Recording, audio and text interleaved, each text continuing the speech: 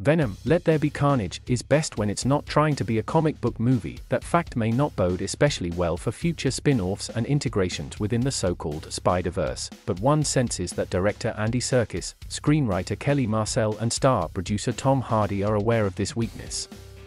And they made the smart choice to lean into the oddball relationship between Eddie Brock and his alien symbiote Venom. There is nothing remotely necessary about this sequel, which is itself a fruitless line of judgment to get into when it comes to any movie, let alone franchise building blocks. But that also seems to free Venom 2 to get weirder and more irreverent than the first movie, when it seemed like no one could decide how seriously they were taking themselves. Turns out not very was the right answer. Here we meet up with Eddie and Venom in what Serkis has called their odd couple phase. Eddie is in full bachelor mode as his ex, and has recently gotten engaged to Dan. Eddie and his symbiote live in his tiny San Francisco apartment in near squalor and bicker all day long, and it is really quite amusing. Venom loves to give advice, relationship and otherwise. It's like an ongoing inner monologue, just with an oily alien whose ideal meal is human brains. In one scene set to "let's call the whole thing off," Venom decides the only way to cheer Eddie up is to make bacon for breakfast. Unfortunately, because it is still a superhero-adjacent movie, we can't just watch Eddie go about his days sweaty and bothered with his chatty symbiote never giving him a moment of peace. There must be a villain and a threat and some ridiculous motivation as to why Eddie and Venom have to get involved at all. This is where Woody Harrelson comes in, as the lovesick serial killer Cletus Cassidy who wants Eddie to write his life story.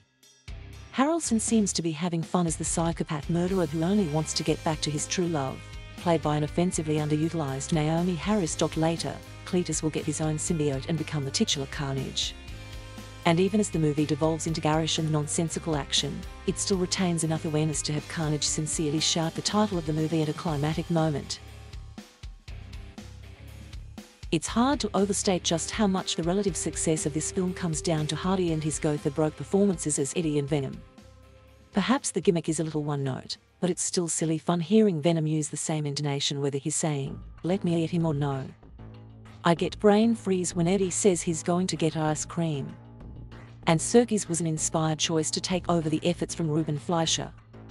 Who better than Gollum to find the good stuff in a split-personality mocap CG performance? It's just too bad it also requires the superhero hook to justify its weird existence. Venom.There Be Carnage, a Sony Pictures release in theaters Friday, is rated PG-13 by the Motion Picture Association of America for intense sequences of violence and disturbing material.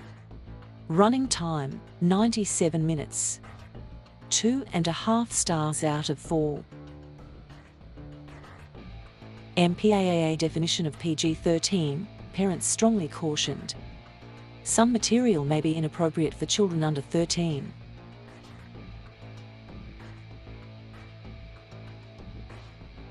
Thank you for watching. Please subscribe.